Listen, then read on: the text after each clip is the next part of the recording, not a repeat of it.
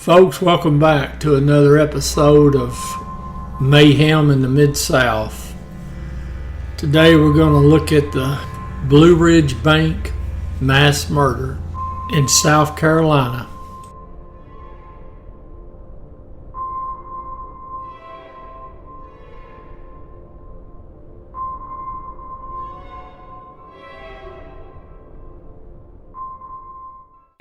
Folks, we're in South Carolina, small town of Greer. Now, it's a pretty quiet community. Blue Ridge Savings Bank, they had them a trailer set up overlooking the interstate. Pretty isolated area out there. Now, they're going to have a bank robbery occur there. And when it's all said and done, we're going to have a dead bank teller and two customers, shot execution style. Money taken, surveillance tape from inside taken, still unsolved to this day, even though the police do have an inkling of who might have done it. But he's dead now, so we'll never know for sure. But this is a horrible event. The Blue Ridge Savings Bank decided one day they were going to drop a trailer out there near Highway 14, right near where Highway 14 gets on to Interstate 85. Now the trailer's out there pretty well by itself, but it didn't stop there. They generally only had one employee in the bank. Now the trailer had a interior security camera, but no outside cameras. And also access to the tape machine that would record what was going on inside the bank was easily accessible to anybody who is inside the bank, which is wrong for obvious reasons. Now, a lady named Sylvia Holtzclaw, she was 56 years old and she'd worked for the bank for quite a number of years, but she sure was not very comfortable having to work out there in that trailer by herself. And I don't blame her. And folks, you know there's something wrong when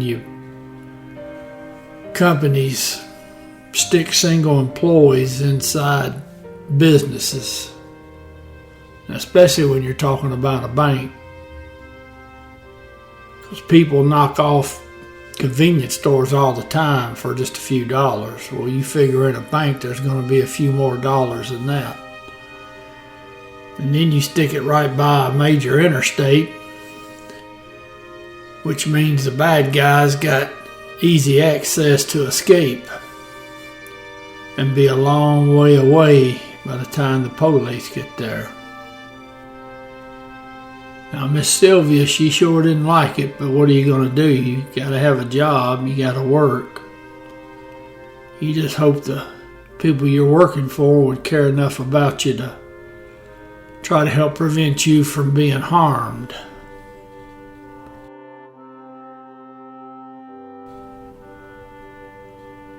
Now, there's a federal law that was passed in 1968, and since then they've added some amendments to it, but it's called the Bank Protection Act. Now, the Bank Protection Act is supposed to discourage robberies, burglaries, and larcenies committed against financial institutions. And there's supposed to be minimum standards for the installation and maintenance and operation of security devices. The whole purpose being to discourage crimes against the bank, and then also to assist in the identification and apprehension of the persons who commit these crimes. Now that all sounds just fine, but the overseers of this act have got to be looking. Well, now Miss Sylvia, she's working at the bank there on Friday, May 16th, 2003. Now, allegedly, she was only supposed to work half the day. There was supposed to be somebody coming in to work that second shift. They didn't show up, so she had to stay and cover that other shift. Now, about half hour or so before the robbery was going to occur, one of her sons, who was a fireman there in the city of Greer, he stopped by and brought her lunch.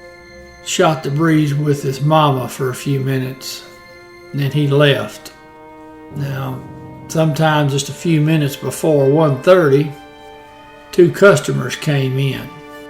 Now, the one fella named Ed Barnes, he was a college professor, taught physics, and he had his wife with him. Now, 1:30 p.m., panic alarm is set off, and it rings there at the police station. And that means Miss Sylvia had to have activated it. Now, the police got there within just a few minutes. When they went in and they swept the bank, they found Miss Sylvia and Eb and Miss Maggie. They were in a back room. They'd all been shot to death. Now, at the time, they said a large caliber weapon. Later on, it'd be determined that it was a .40 caliber Glock that killed them.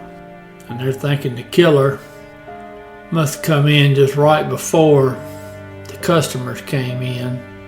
Now, the first thing the police did was they checked the security camera. They were going to review the tape.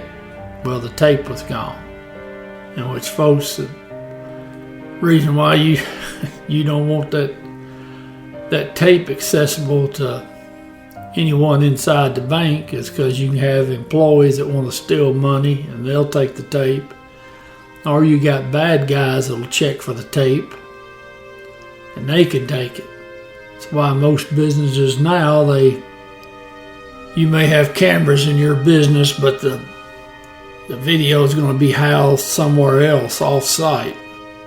Now, the cameras that did pick up what they believe is a suspect vehicle that was taken from a business down the street.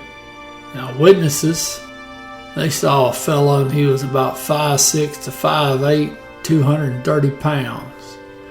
They said he was about 50 to 53 years old. This is in 2003. And he had short blonde hair.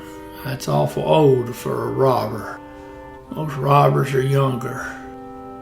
Now, there is some question if there was one robber or two.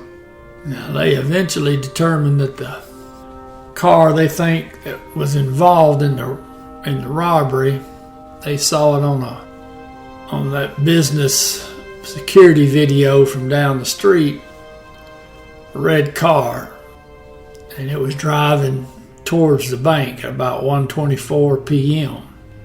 Now, 9 minutes later at 1:33 p.m., they see that red car leaving, and they're in a hurry. Now, that's not a whole lot to work with. Now, this case is still unsolved as of today. Now, there's a fellow that the police think might be good for the robbery, but as I mentioned earlier, he's dead. A fellow named Wright, last name Wright. Now, police are saying about 2 weeks before the murder, he stole a red Oldsmobile Alero from a rental car company, not too far from where the bank is. And it's a red two-door car, and it looks an awful lot like the car seen on the video. Now, this fella Wright, he had a .40 caliber Glock, which was determined to be the caliber used in the murders. Now, if they were able to recover any shell casings or spent rounds from the crime scene, and they got the .40 caliber pistol that Wright had when he shot himself, they should have been able to make some kind of comparison because the spent casings, you can match those up to the ones on the scene if they're available and get you a match. Or you can compare the spent rounds. So now either they did that and they didn't get a match, or the crime scene didn't have any usable spent rounds, or the casings had been picked up by the bad guy. That's all I can think of, because if Wright had that pistol, it sure wouldn't be that hard to compare it to what you got from the scene. And he was a robber. But now 2 years after this crime, the police are chasing him. He's in a stolen car. And he decided, instead of being arrested, he ate his pistol, shot himself. Now, if he had to bet a quarter, you would have to say that he probably is good for it, but obviously you don't know. So, but folks, I can sure tell you that bank is, they may not have blood on their hands, but they sure got blood spatter on their suits, because they just were inviting a robbery at this trailer. Now, some of these security consultants that the family has spoken with in their lawsuit against the bank have said that the trailer itself is inappropriate for a financial institute. Folks, this is a sad, sad case, and I sure feel bad for them families that's had to live all these years not knowing who murdered their loved ones. But it sure doesn't look like it's going to get solved, and I sure hate it.